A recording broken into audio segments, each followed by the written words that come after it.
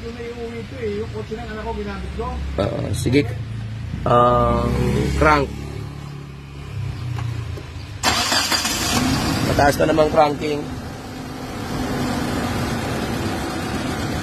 Wala, may nagloko lang dyan. Di ko alam kung yung sa radyo mo. Taas eh. 11 eh. Pasok na pasok sa banga eh. Ulitin natin. Baka sabihin natin good yung una niya. Umaandar ka nung nangyari. Bigla lang nakita mo bumaba. Eh, minsan kasi yung voltmeter natin may problema. Ha? Umilaw yung pula. Patay. Start.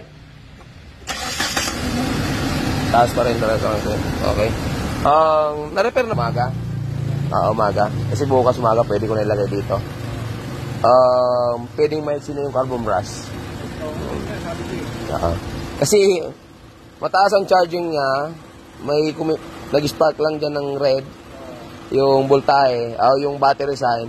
Ibig sabihin, may time na nag-stick or hindi dumikit, hindi maabot yung brush. Kasi, ano yan eh, may contact yung brush yan eh.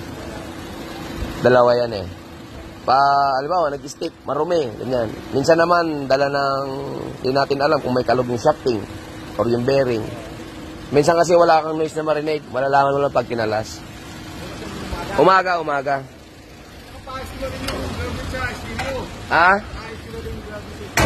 Yung? Hindi, malalaman natin yan.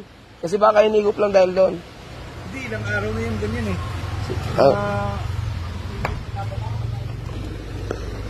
Ano nangyari?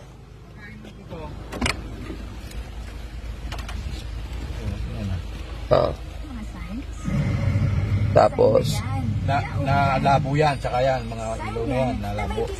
Iwalay na lang ng wiring yan. Iwalay ko na lang ng linya.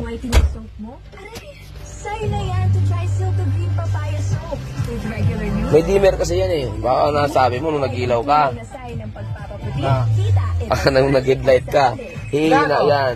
Ito yun. May dimmer kasi yan dyan. Nakakonect yan dyan sa headlight.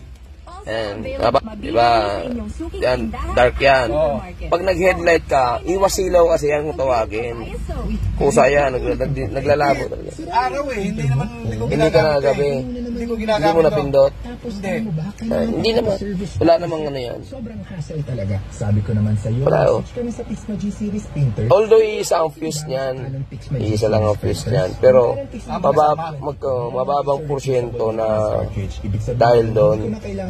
Ang paglabo lang kasi talaga ng ilaw niyan. Pag once na gumagana, dito lang sa headlight yan. Pag clinic mo yan, maaaring napindot mo, di mo lang napansin siguro. O pinaglaruan ng bata. Pagtingin mo, ilang araw ko nung pinaandar niya habang natakbo. Araw naman, hindi ko pinagalaw eh. Tapos pag-on mo, ganyan, may naandar ganyan.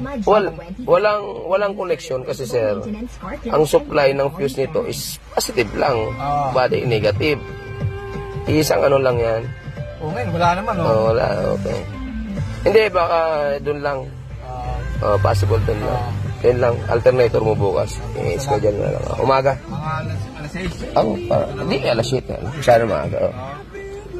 Sige. Okay, bukas na. Sige po. Thank you.